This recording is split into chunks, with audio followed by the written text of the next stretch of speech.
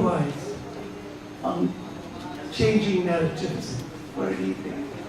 And also, to take this further, I'm willing to be, as and when you allow me to, just pure logistics. There will be a band from the slums of Calcutta that plays on jug that will be coming in any minute, not playing, but they will go through this only driveway we have into the courtyard inside, and they will be tuning as you are about to finish. There is music. The exhibition will remain open.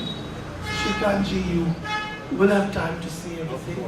And I get a feeling that although we are technically supposed to close, but it's the last 20 years, I think we close when everybody wants to go.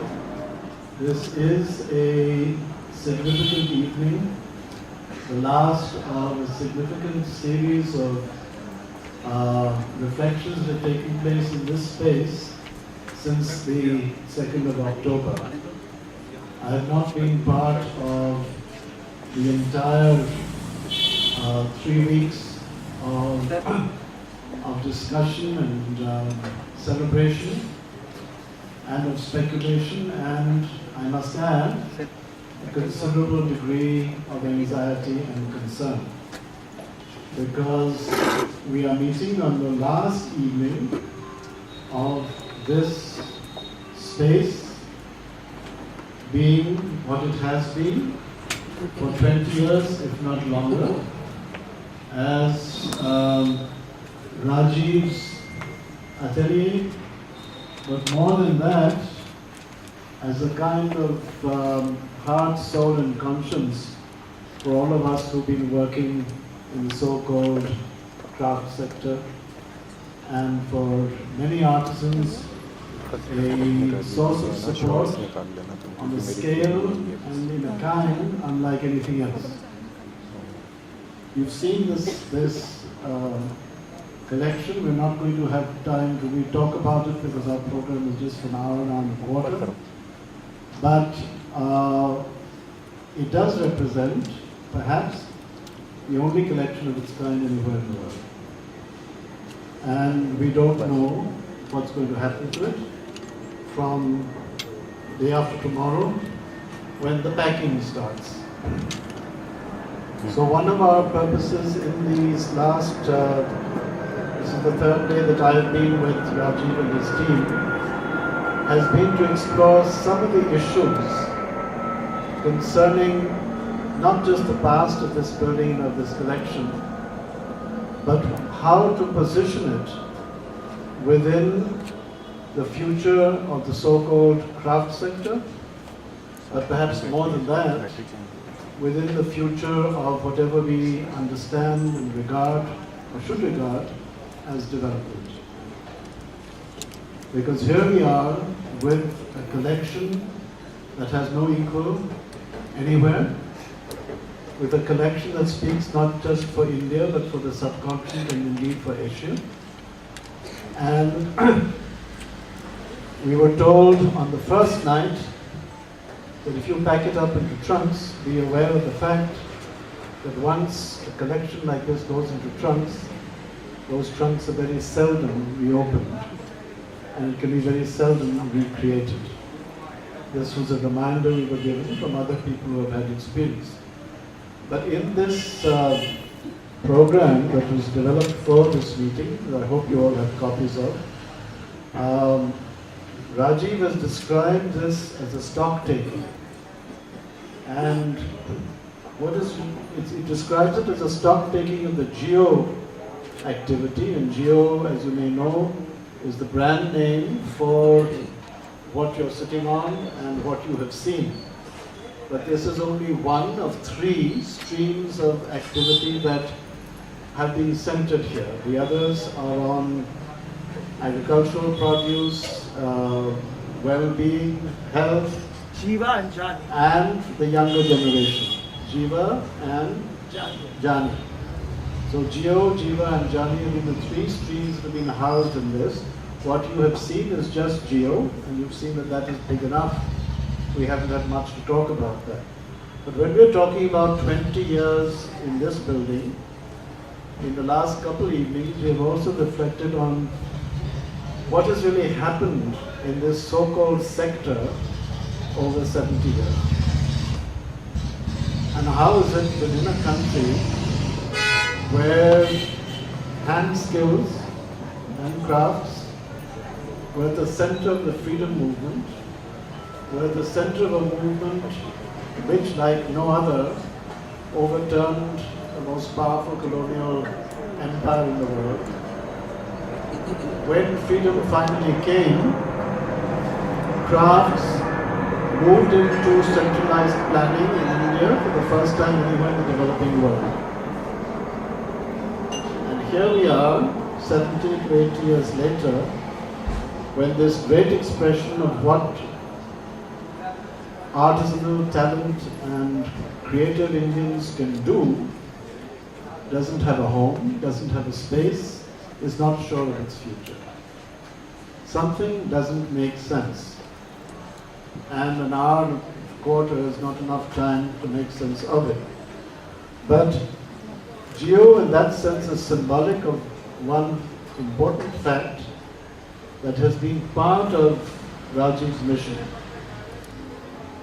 To try and get across to communicate that South Asia represents the world's largest concentration of creative and innovative talent, of those who still work and earn and think with their hands. Nowhere else in the world is there a resource of this kind. And there are other countries that look upon this resource with envy and occasionally with fear.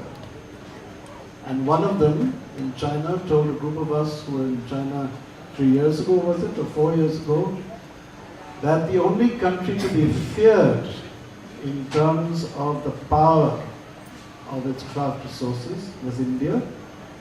And yet there was no reason to fear India, because India neither knew what it had or seemed capable of managing what it had.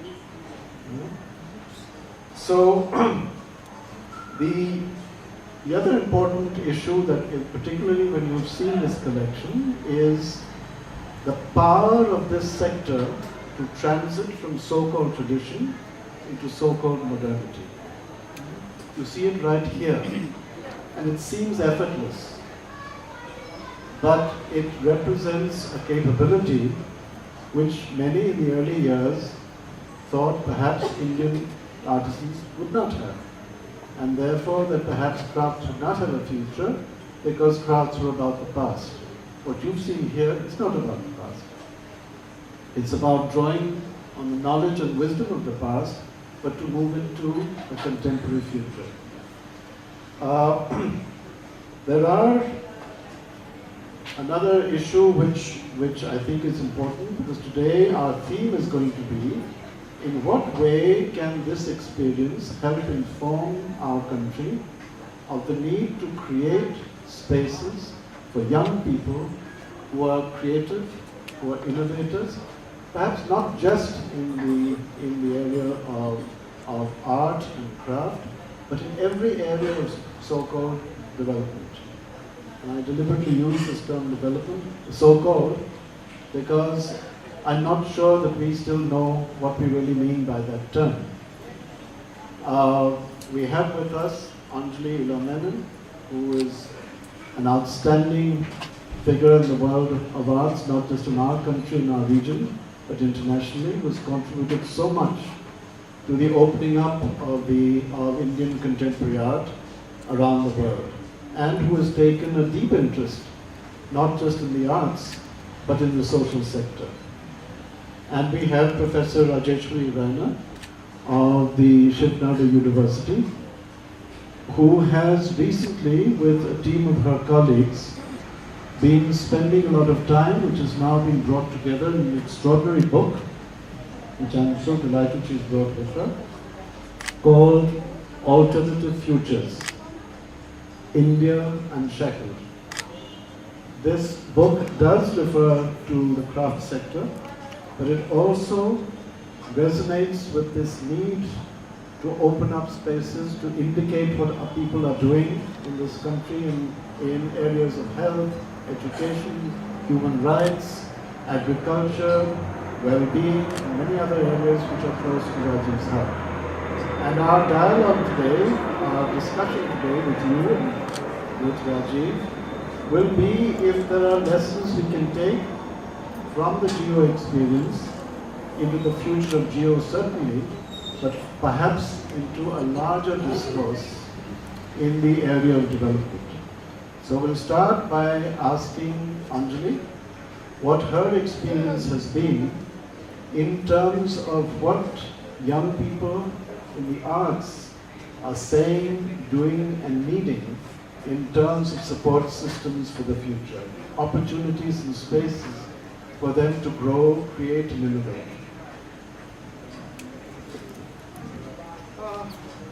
Thank you for having me, Rajiv, Ashok. Well, I think of this, more than anything else, this is a day for a little bit of summing up, because it is the end of something, and we very much hope that it will be the beginning of something else, which will take all this into account and perhaps sift out some of the stuff that has happened here to make room for this kind of innovation of young people. What I think is really required is two things. I think one of the things is like this, where a private individual has generated this enormous and wonderful collection of things and the making of other things. It's a combination of both.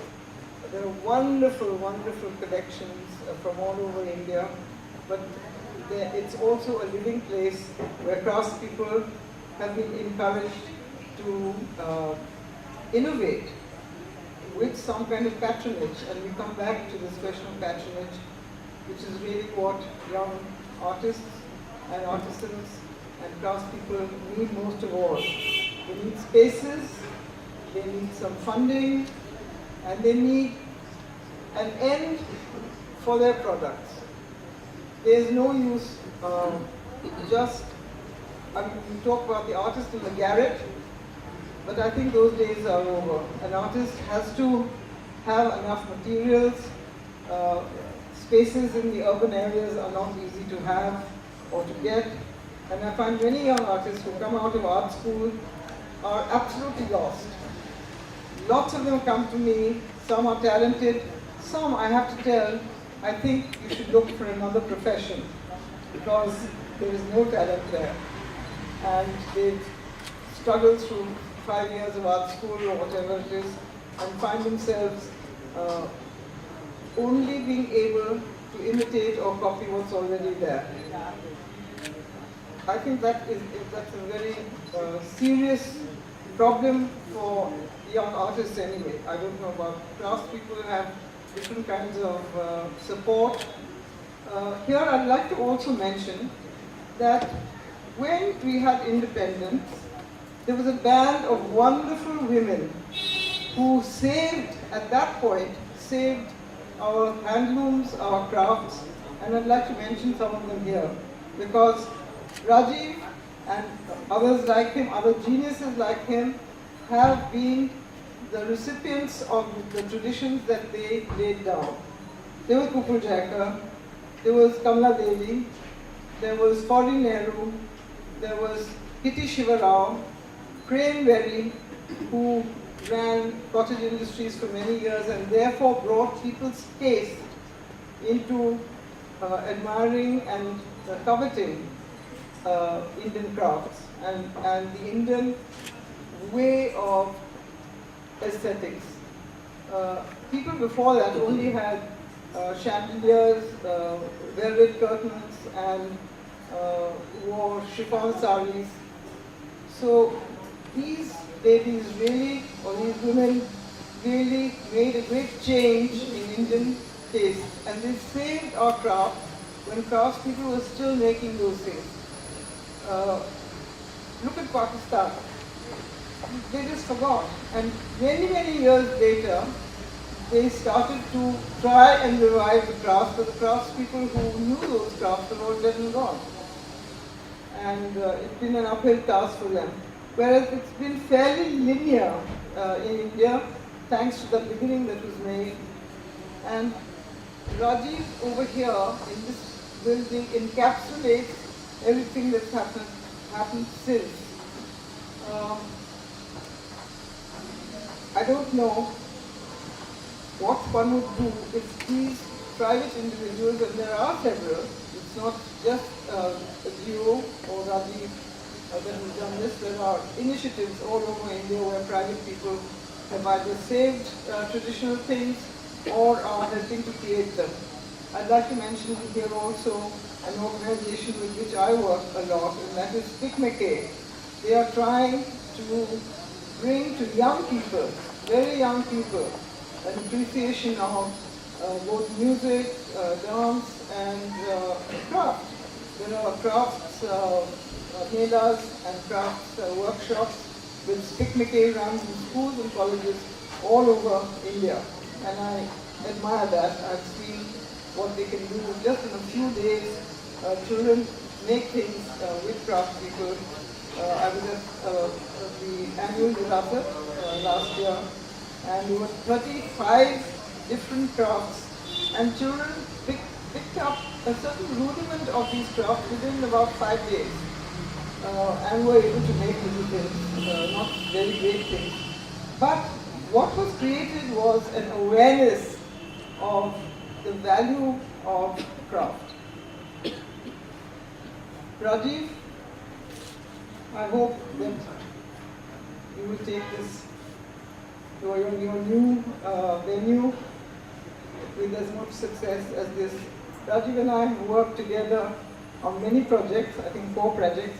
We really fought, but at the end of it, he introduced a word called scenography, which we did not understand. But that really encapsulates his idea of an overview.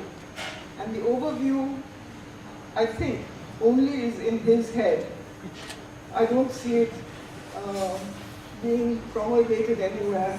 It's all in Rajiv's rather fervent brain, where he's got an immense imagination.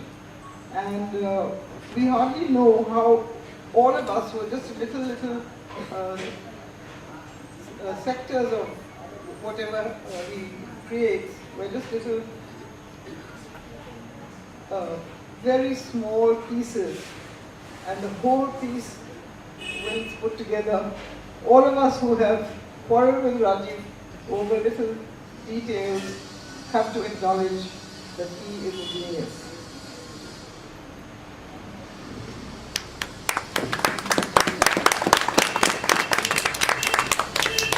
We are all here to celebrate that genius and also to wonder where this genius will take his Aladdin scale and where it will go and lead to what lies ahead.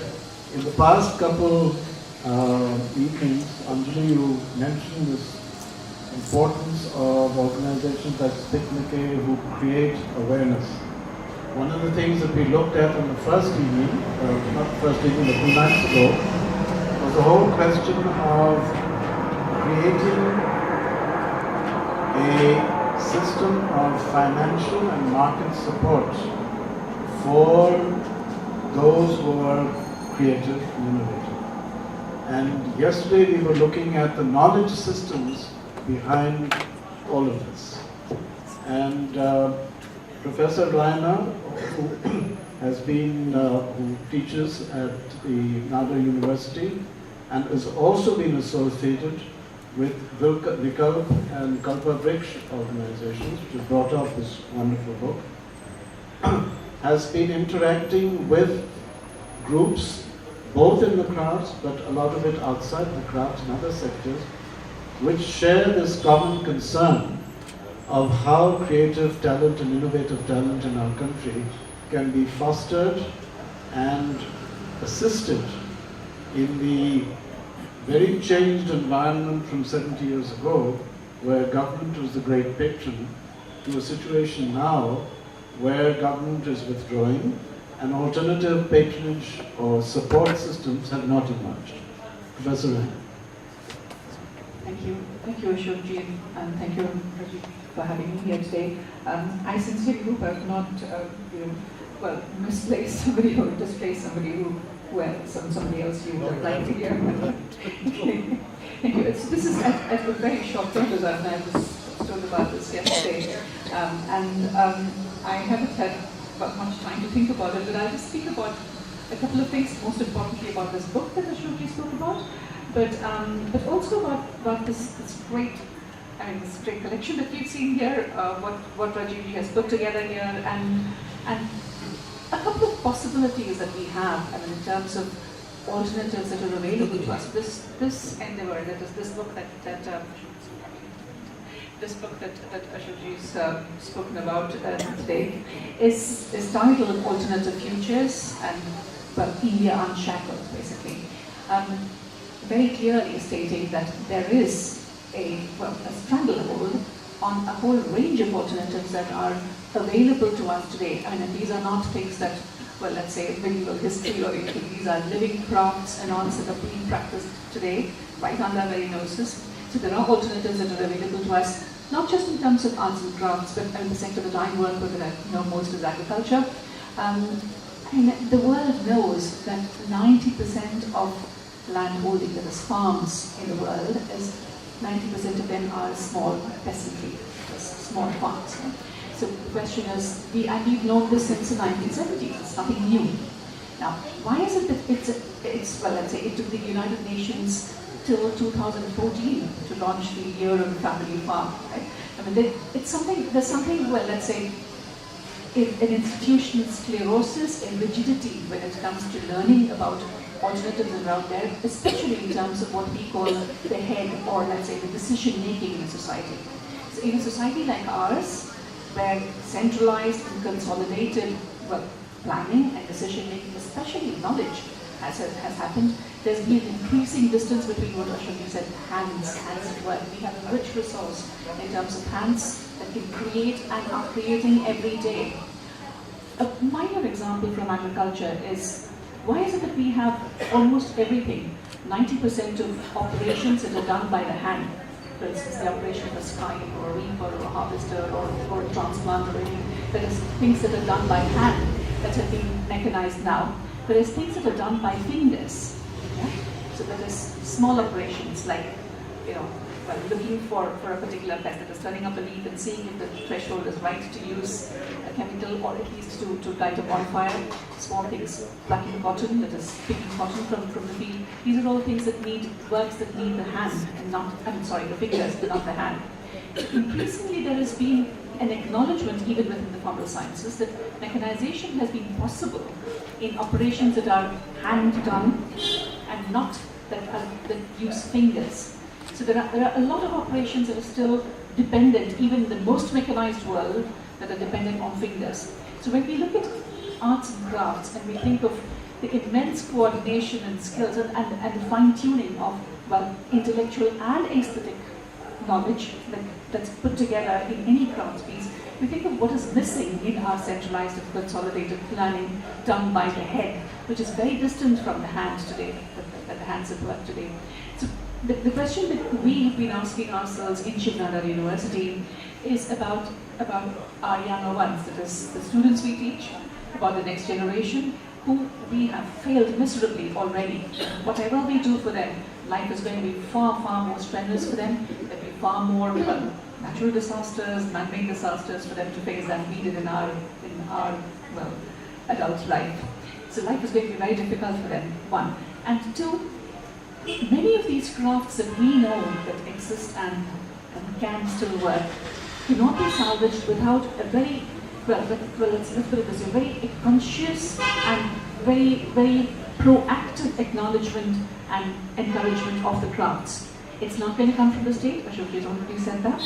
Where will it come from? Where will this proactive acknowledgement and promotion of the arts and crafts, not just as let's say art, but arts and crafts that are meaningful for a good life, where will that come from? It has to come from us as society, as civil society actors, as people out of the civic space. Between the state and the individual, there's a large, Hegelian civic space that we have. How do we use this? What are the alternatives that we have?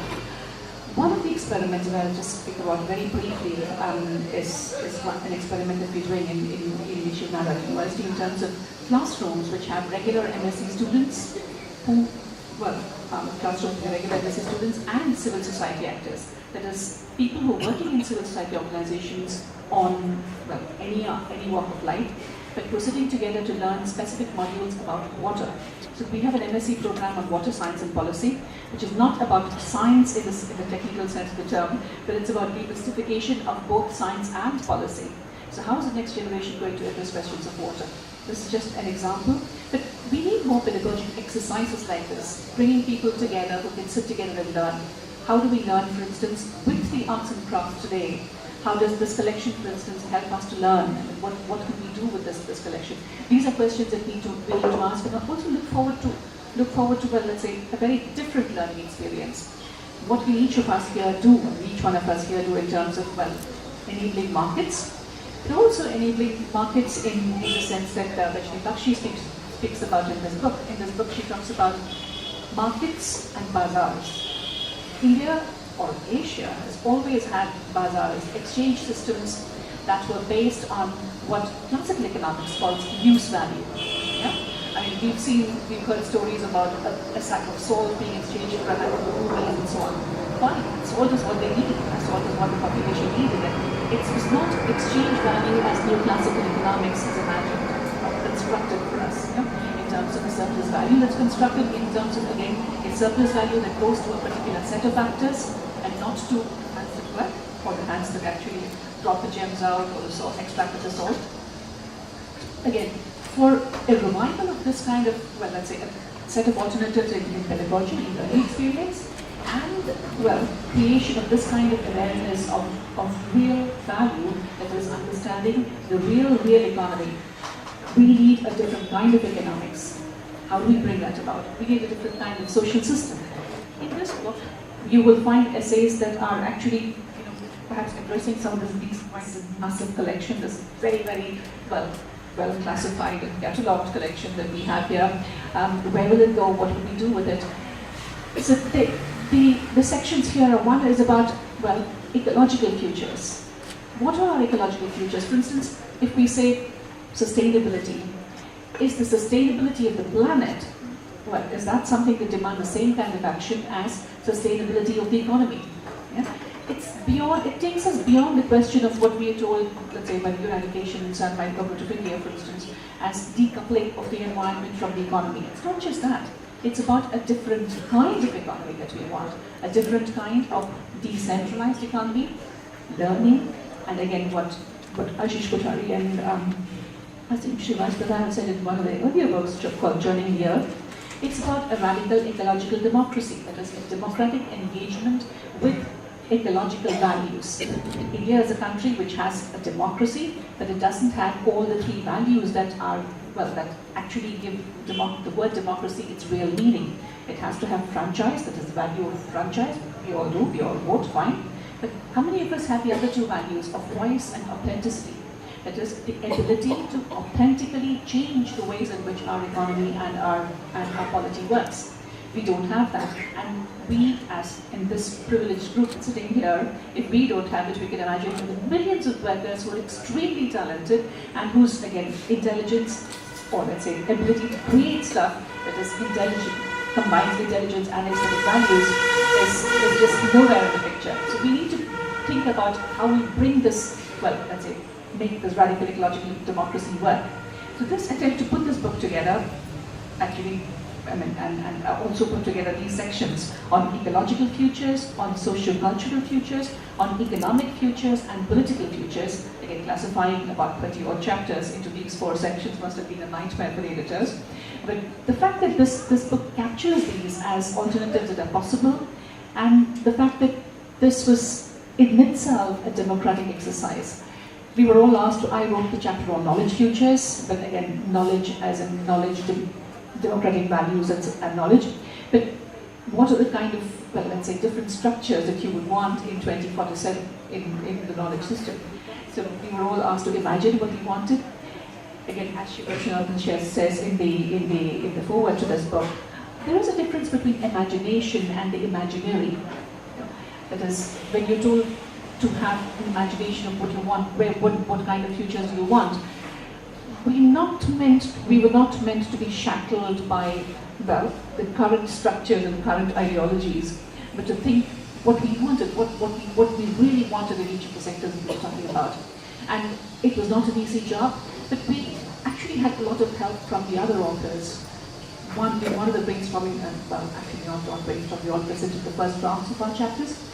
We were all put together in CSDS, and about 30 odd authors and co-authors argued out each chapter, presented our chapters to each other, and that was a massive learning experience. What I hope we can do with Rajiv's collection and with all the experience that he has, much of that I think is still not chronicled, and we need to do that too, but is to enable these kinds of small workshops at decentralized, well, again, locally accountable systems. Maybe not well, let's say at any district that we pick of our heads, but districts where there can be some accountable action in terms of reviving their craft systems, in terms of reviving their arts, crafts, and local livelihood systems. So if there are districts of that sort, and we can actually get to do some local workshops with people, not just as students, but as, again, workers in the arts and crafts, talented people, bring them together as workshops and make this work, that will actually make a big difference. Local ownership in terms of, well, let's say, formal sciences as the fount of all innovation is what the government of India has been spouting for some years now. And we all know that formal sciences have played a very, very little role in innovation. Whether it is the wheel or any of these biggest innovations that we have that have helped us survive thus far, formal sciences contributed very little. Formal sciences has contributed a lot, in fact, to a very different kind of centralized and consolidated, again, kind of ownership and delivery systems, which is far, far away from the kind of crafts, decentralized local knowledge systems, crafts, arts and crafts, constant creativity, and again, also in the agriculture sector, especially in the drylands. One of the areas that we work on is rainfed agriculture and dryland agriculture, where there is a constant attempt to understand the variability and contest it and engage with it. So agriculture, as the meanings of agriculture, the real meanings of agriculture in terms of the forms of knowledge, the types of agriculture, and the purpose of agriculture has always evolved. It's never been this one monolith that we have today. So we need to actually rethink, well, like we rethink agriculture, we need to rethink the ways in which arts and crafts and the centralized and consolidated management of arts and crafts is now definitely inadequate, and what other systems we can put in place. My plea to all of us here today is to create a forum of decentralized local engagements which can actually help learning. And how do we document learning? For instance, how do we document institutional learning and change? In every project that we've seen, well, whether it is a typical World Bank kind of index or any local government of India project or state government project, we are asked to tick verifiable indicators. One of the most difficult things to verify is the process of learning. But that's something you see live in every form of arts and crafts that you look at. That there is a constant learning. You mentioned, ma'am, about students who've done this course but have not been able to actually learn anything about original creative work. They just learn how to copy. So the ability to distinguish an original thought or creativity from copying is actually a big learning process. And I mean, if you talk to many people in villages, you see that there is this ability that's still intact. People know the difference between somebody's original ideas and something that they're copying from someone else. Yeah? So diffusion as a process that is given to us in the agricultural sciences, for instance, is just a question of copy. You're just given something, you just diffuse the same technology to everybody. Whereas adaptation, learning, and the learning process, institution learning in particular, that is create new rules and norms. The Foundation for Ecological Security, sorry, this is one of my favorite examples, has institutionalized ways in which people respond to the groundwater question.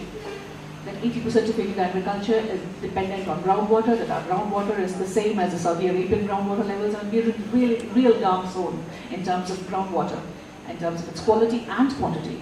But small pockets in Bhilwara in 2016, I spent in the peak of the drought, I went around and saw villages where there was groundwater, because you could see water in their wells.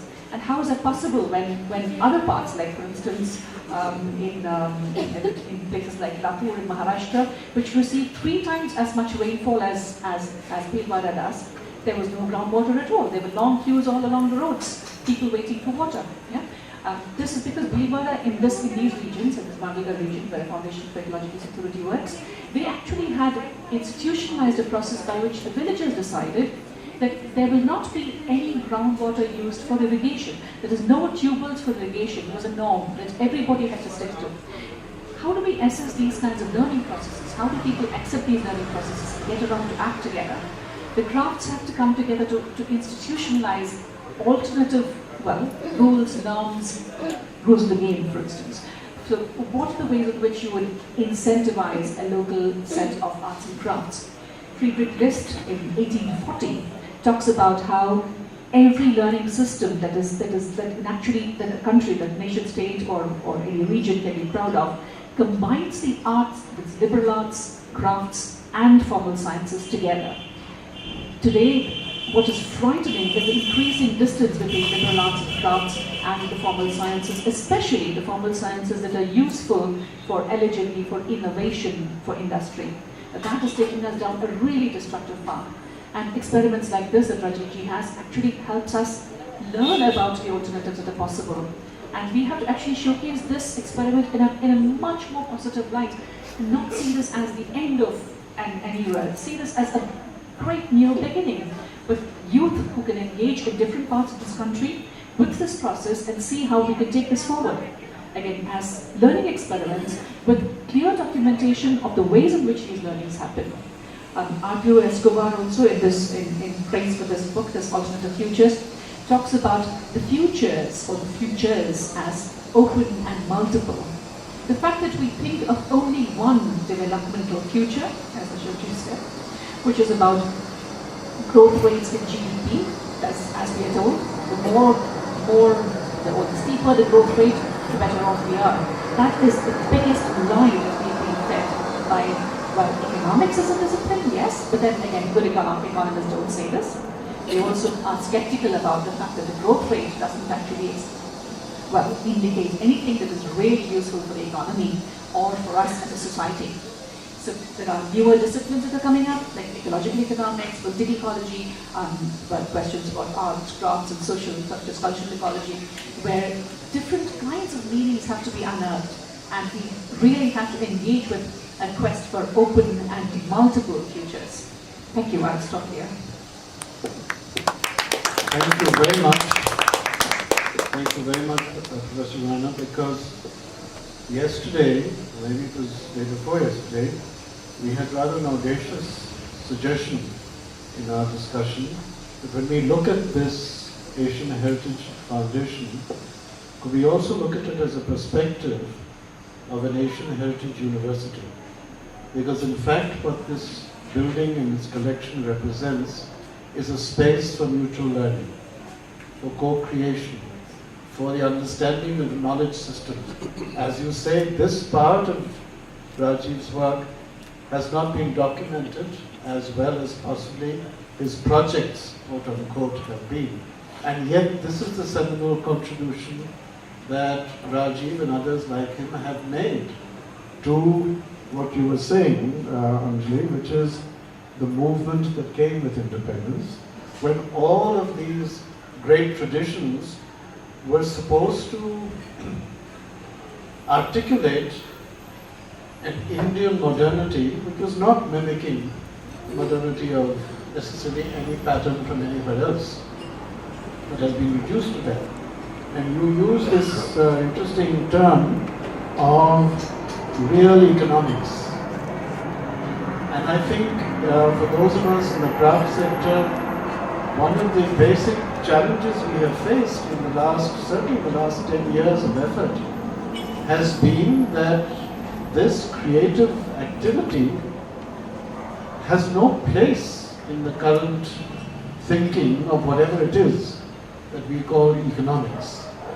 And yet, if you look at the Sustainable Development Goals, which are now the indicators of progress, to which India is a signatory along with every other country and member of the UN, you look at those 17 goals, at least 9 of them, the craft sector addresses head on in terms of empowerment, in terms of climate change, in terms of decent work, in terms of our cultural identity, and so on. So this is really not about the past. And yet, when we're at the table, this doesn't seem to register. Rajiv was the first to attempt to get the government of India to understand this concept of cultural and creative industries, which other countries, particularly I think Latin America, have gone far ahead with. But we don't have a single organization in our country which has looked at this in terms of any depth in order to take that concept of creative and cultural industries, of which crafts is the largest, and to turn it into the kind of systems of support that Anjali and you have just spoken of. And it's a mindset which is really difficult to break into. In this, 2 examples which we have discussed in the earlier sessions, one might bring in. One is that we were told about 6 years ago, 5 years ago, that the craft sectors were a sunset industry. In other words, let the sun set gently and fade into the night. A couple months later, we were in China. In the world who came to Beijing to open the World Crafts Council session, gave an opening speech to say that 10 years before that, which would have been 2004, the People's Republic of China had identified 2 industries as critical to China's position as a world power. One was IT, the other one was craft. And they said, the gentleman used this phrase, China has identified these as its sunrise industries, which sent the Indian delegation rushing to the translator's booth to say, did we actually hear this correctly? And it was confirmed. Simultaneously with this came a slogan out of the European Union. And the slogan was, the future is handmade, which I think addresses what you have mentioned. But when we contacted our friends in Brussels to say, what do you mean by the future is handmade? Are you suggesting that Europe wants to close down its industries? We were told no. What we have realized in Europe, we were told, is that the craft sector, the artisanal sector, represents the resource of creativity and innovation which every economy requires to survive in the present environment. And Europe has forgotten its art crafts. And therefore, if Europe wants to compete with Japan, Korea, India was not mentioned, Japan, Korea, and the Chinese thrust, it better do something to foster its arts and crafts. So is there any hope for this real economy to emerge in our country? I asked that question, maybe you can get some responses from the floor to what has been heard. But this industry, this art, this craft, which Rajiv represents, is acknowledged by the President of India as the second largest source of Indian livelihood. But we do not know to this day how many livelihoods depend on craft, because there are no data. And we've been struggling with the government of India to please get the data, because without the data, the investment will not be made for 100 speculative, for 100 opportunities of setting up studio spaces or galleries or museums or spaces where this collection might find a future. Anjali, what do you make of this need for linking the arts and crafts to the so-called real economy? I would say that we should try to change in some way the cultural institutions that do exist in this country, because they are well funded, they have buildings, they have resources, but I think their mindset or their thinking doesn't embrace the need to support all the things that we are talking about here. Meanwhile, I would love to address two questions to Rajiv. Rajiv, can I address two questions to you? One is that this whole building and what Rajiv has done here for the last 20 years represents a kind of very unique model where the museum and the workshop exist side by side. And I'd like to ask Rajiv that would he try to follow the same model in the new building or wherever they are going now, or is there any merit in segregating the two?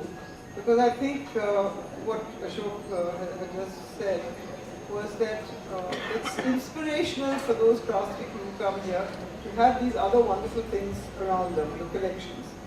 But is it, I mean, just a question, would it give more space to the workshops where there is current innovation being fostered? You know, at the very outset, I have to keep saying, this isn't a collection. Maybe 150,000 items that we see as reference. As Sandar,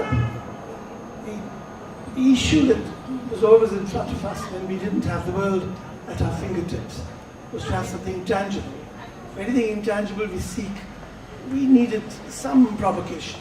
We needed some reference. As far as that is concerned, you have achieved what you mentioned, this synergy between imagination and the imaginary.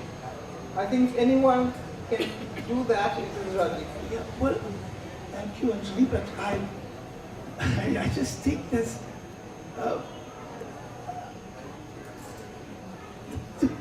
the crisis is the shrinking of the creative spaces. There are many people, as you indeed mentioned, and we meet them every time when we go into the villages, we go into small towns. We see an enormous amount of energy that requires to be just, there has to be synergy, there has to be meeting with each other, there has to be co-working spaces. It's like an adda, they're all looking for an adda, because they all study, and then when they come out, they don't know how to express themselves. Rajiv, what about the outcome? So, I think, if I may just say that what we are very keen on is this word university, and I think today's session can lead us, especially the very distinguished people who are gathered here, and I know, as to how we can really create a live center of reference as against just a museum, a hands-on center where people can work, touch, be, and also have a very chance to separately discourse. You're going to leave from here, from this industry of words, to the other courtyard where kids from Bengal are making music with jug. And I hope then, after that, Dr. Pushpesh Pantji's organized dinner for everybody here. And today's theme, I don't remember today's theme, but it's ranged from foraged foods to mood foods, to seasonal foods, to regional foods, to fast foods and slow foods, and many, many discussions on the politics of food to say who we are. So, you know, I think creative and cultural enterprise is such a vast field that universities are probably the really place where they should, the capacity building has to begin. Because the next generation is not going to take to it. And my concern continuously has been that just as we've had in every major university a museum, great universities have museums. We also had them. The Ashutosh Museum, we have the Banaras Kala Bhavan, was a case in point. They stopped being centers of research and they became dead collections in glass cases with no one actually using them. So that's the crisis. I heard what you said about being able to study wherever activity is, to take the students there. But sometimes this becoming a place of a crucible for that alchemy to happen where you are studying is very useful. And to that effect, I did appeal to Kiranji on many occasions. She came here very often. And I went to see the university and I saw vast tracts of land. So I said, why don't you set up really a place for creative industries? In the creative economy, we need to know this transdisciplinary discourse and how do we break it up in terms of pedagogy. Well, I still have to get a reply. Maybe you can help accelerate it. But that was about 2 years ago. And since then, we've been looking at many universities where South Asia could be the canvas. There is Pune, there's some people in Delhi who've come up right now. We are a little wary of education as a factory. There are lots of money in it. So one is desperate, of course. One has to get out of here, and everything is going into a trunk, and then I don't know when those trunks will be opened. But it really has to go to a place where, and I think the only answer now is universities. Because what is your plan? Are you going to reproduce this model in a new place? If there was somebody who said, here is a space, shrinking of the creative space. If somebody said, here is a space, please use it as a place for students, for craftspeople, for performers, for culinary artists, for traditional knowledge systems, putting ahead what is contemporary, moving on to what the future of India is, the past forward. But would you formalize this? Would you tell it? There are reams of space. There are reams for just even in terms of pedagogy, in terms of a design center, in terms of incubation hubs, in terms of co-working spaces, in terms and with business models, with revenue models to make it possible. But I think more than the government that we love to blame, I have to state after 50 years and perhaps 20 years really hustling for something to cohere so that one can leave it safe hands. I think that the corporate sector has been just as myopic. And I think maybe it's too early right now. Maybe they have not realized the need for all this. Mexico City has 375 museums. Only 4 are in the government domain. The rest are all private. And some of these museums have active programs of community involvement, of development. But somehow, for some reason, the word museum, which in English is ajaib ghar, and we live in an ajaib ghar. So it's not something that you have to literally have as an institution. I think that hasn't come into the younger people with wealth to be able to put into. And I think that's the discussion, Ashok, you need to bring in. How do we involve the corporate sector, the people who are also involved in education, and all the people who are looking out to heritage as a paradigm for development. I think we need to explore that more. I'll take up your question if it comes more directly again. Well, I think when we were talking about this whole experience as the experience of really what is a university, I did not have in my mind university being understood as a central space or even as a building, but as spaces where learning takes place and where learning is shared, wherever it is. I mean, he's working now in 15 districts. To my mind, every one of those districts, those spaces, are the classrooms where learning is taking place. And there's no hierarchy, because designers, artisans, marketing people are learning together.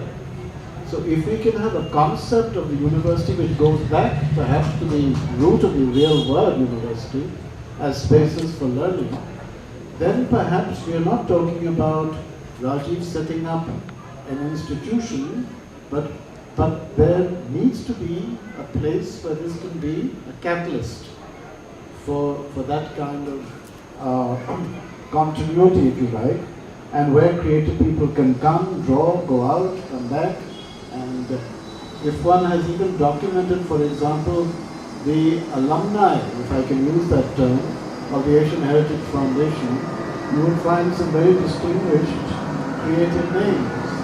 But do they see themselves as the products of what is in fact, in my mind, and in a sense, the way that Gurudev had conceived Vishwabharati, in a sense, Rajiv has followed in that footstep. And we know, quite recently, my Crafts Council colleagues will know this, we have been investigating in an effort 2 years ago when we were very depressed. We went to Vishwabharati and spent 3 days there to try and understand what he went through and to take strength from that. What we learned is that he went through great despair. And we learned that he literally took a begging bowl and would go out in front of the curtains after one of his dance dramas exhibition, beg his audience to put some money into this begging bowl so that he could keep Vishwabharati going. And we forget his experience. And perhaps then Rajiv is in a very honorable chain, going back to the destruction of Nalanda, the problems that Tagore faced, and now we don't know where this is going. We don't know if there's going to be space for hope all those things happen. But before we throw it open for discussion, I'd just like to say that one of the things I hope these almost 3 weeks of discourse can forge is new partnerships. Absolutely. New partnerships, particularly with the learning sector, and particularly to bring arts, crafts and design together, because these terms are not Indian terms. And we should realize that there are limitations. You need to break through these glass ceilings we have created to bring people together. You have done this with your other programs. You've gone into agriculture, you've gone into livelihoods, you've gone into situations of water and soil and so forth. This is so important to understand. Because as we know, those of us who come from Gujarat and who are involved in Kutch, for example, that the loss of water resources in Kutch means that several craft futures are endangered because they depend on water. The Kutch brass barrel, which has become so popular all over India, is meant for a certain breed of cattle which exist only in Kutch, and to identify these cattle because they graze at night, and every bell has a different tone, so at night you know where your cattle are. So the artisans have asked us that since our grasslands are disappearing, and therefore our livestock may disappear, then what are you actually asking us to protect? Because this is not just a bell, this is our universe. And if the universe around it collapses, does that craft product still have merit? And I take that example to show that we need this interdisciplinary spaces to be able to address such questions. Now, can I ask any of you in the audience if you have any question for our speakers or any issue that you would like to raise? so that we might be able to end this evening with some sense of real direction. Anybody? There's a mic here which is ready to move. Thank you, Ashokji. My name is Arun Saraf, and I had a question actually. We have always put art and craft together.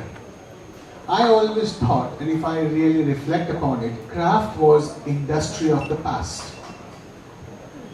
By putting craft together with art, are we putting it on a pedestal and making it more museum oriented and not really like industrial employment oriented? Should this be delinked, and should craft come back as a profession rather than an art? What do you think? That's a really difficult one, but I would say that I've been often asked to define what is art and what is craft, and I would one of the definitions, I don't say the definition, was that craft repeats itself. Once it's perfected, it repeats itself, whereas art at least claims that each art object is an original object, and it is not going to be either plagiarized or repeated. So it is the question of the originality, and the craftsperson doesn't necessarily depend on his imagination.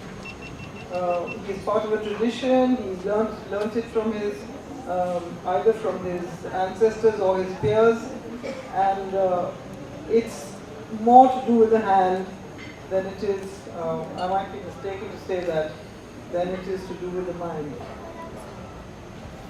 I think many of us would have a lot of problems. Very debatable. Very debatable, but Yes. we've had this debate for 30 years. I'm not going to get it.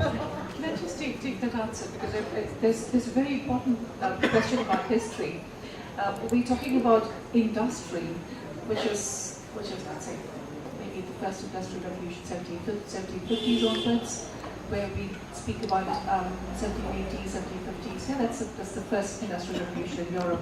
So when you say craft is past and industry is what creates employment, and by equating crafts and arts we're making a mistake. We're actually referring to, well, let's say if we measure our human evolution and our civilized life in 12 hours, we're probably talking about the last 5 minutes that we've seen. Crafts have always been involved in human evolution, and especially in human interactions with nature forever. And then that's, again, in terms of the materiality of our lives, crafts have been, well, let's say, intelligently designing our spaces. For instance,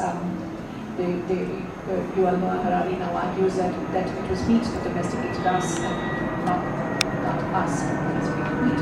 So if you look at the ways in which crafts have influenced even the formal sciences, there's been a great deal of, well, let's say, learning processes. We're not talking about let's say, number of jobs created, but in terms of processes, processual changes in the human mind, in cognition, and processes of learning, and again, pedagogy, in teaching, ways of teaching and expression.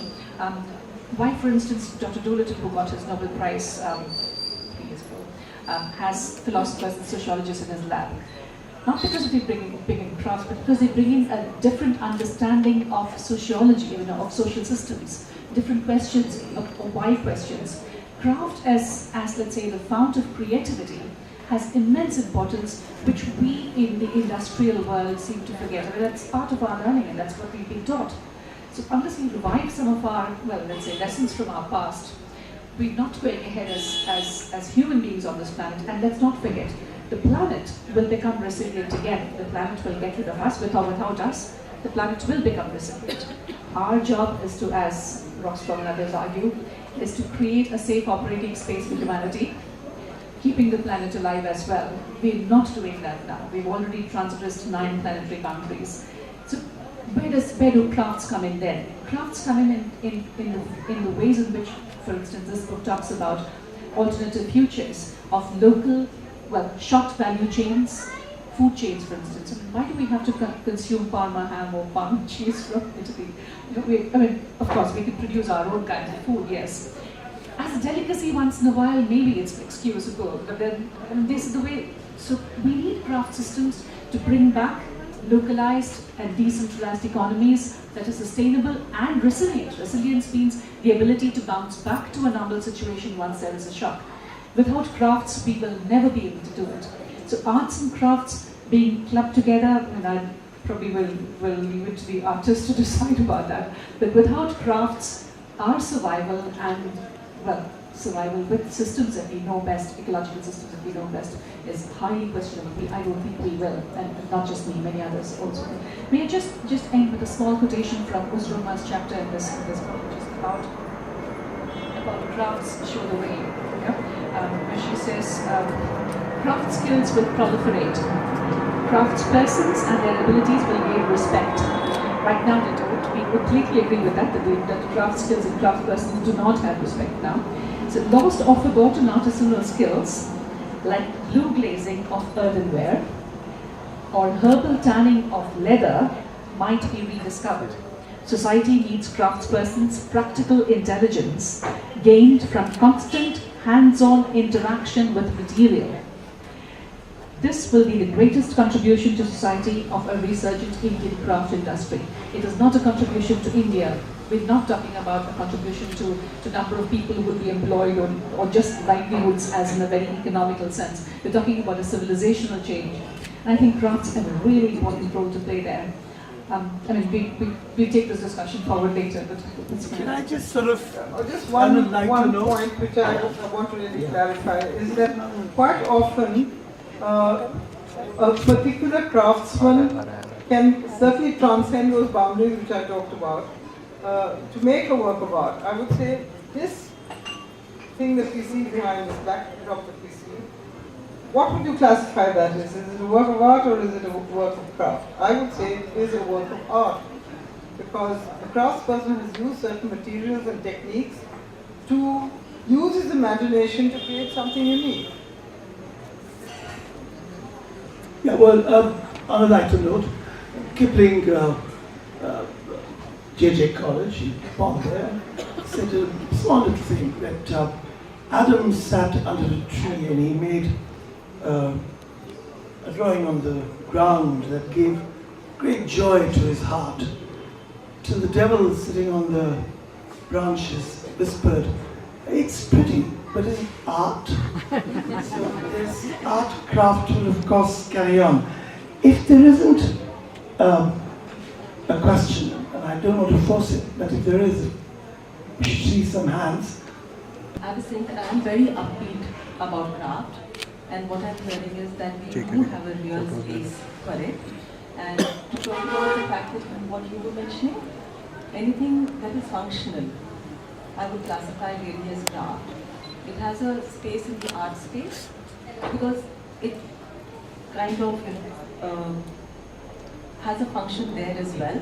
Because if that's the need, then somebody may put that up as a piece of art or as a functional decoration in their home.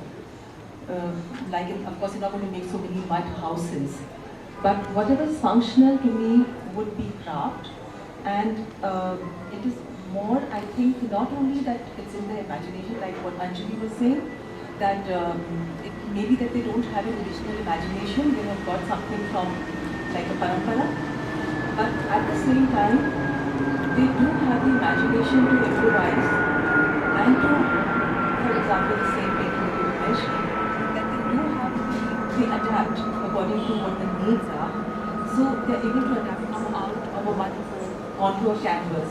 Because if people are not able to take mud, then they bring their art into maybe a canvas or a paper or a product. I think this whole place has given so many craftspeople that very opportunity to transcend, to rise above what has been taught. So I think that we have the knowledge and the documentation of it.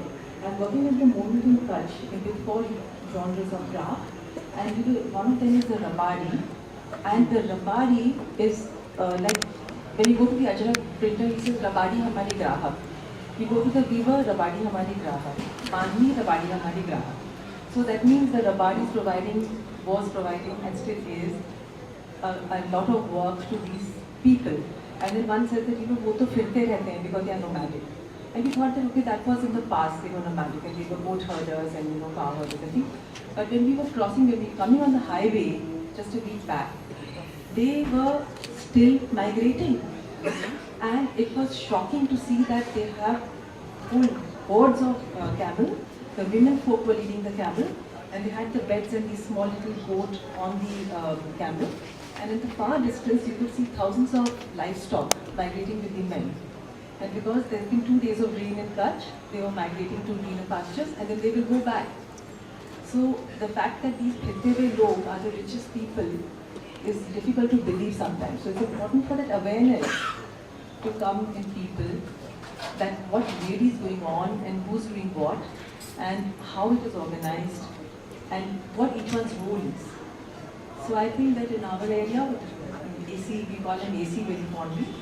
So Ashok Chatterjee is always guiding us, and we have this predicament and this dialogue all the time, and I'm very upbeat about this space. I think there's a buzzword in craft, and Rajiv ji doesn't have to be so rigid. The question that you have raised is a critical one that keeps coming back. What is art? What is craft? What is design? We went into this last evening and the evening before. These terms came to us with colonial rule. They were never used earlier. Right? There is no word for design as a professional practice in any of our languages. And yet, this subcontinent has the oldest unbroken tradition of design in the world. But we don't have a term for design that fits what the design profession, as it is taught in my former institution, NIT and others. So we must understand that we are in a semantic trap. Some years ago, I took this semantic trap to Ganapati Stapati, the great sculptor at Mahabalipuram. At a time when NID was told that we must stop using the term design and we must use a proper Hindi word. When we use the word kala, which is correct, we got a stinker from the Lalit Kala Academy to say stop it at once. And we are still the Rashtriya Design Sansthan. I went to Ganapati Stapati and asked for his advice. And he said, what are you worried about? And why have you come to me?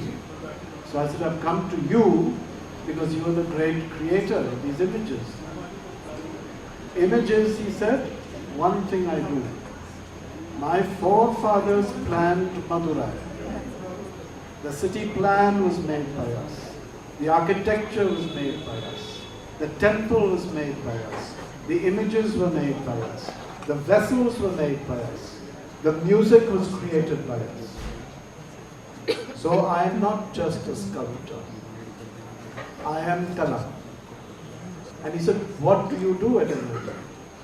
So when I explained what we did, he gave me the best explanation, which I was able to take back to my colleagues. He said, Kala is anything that lifts the quality of life, which is of a quality that you would be willing to take it to the temple and offer it to God. So you go back and tell your students and your teachers that if they are creating whatever it is, whether it's a safety pin or a locomotive or a textile, which they are willing to offer to God, then they are kalakars and they should not worry about the government of India. And it doesn't matter what you call your institution, you are on the right path.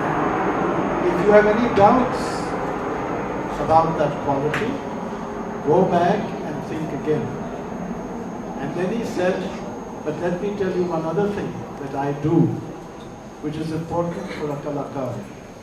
And this, I hope it is not symbolic of what may happen to the Asia Heritage Foundation. He says, yes, I am a sculptor, but when I finish putting the eye in the image, It is taken away from me and I can never touch it again. So I also have to learn as a kalakar to renounce what I do and to offer it to God. So that seemed to me the most profound explanation. And I hope that Raji will not have to offer this to God, but can offer this to the future generation.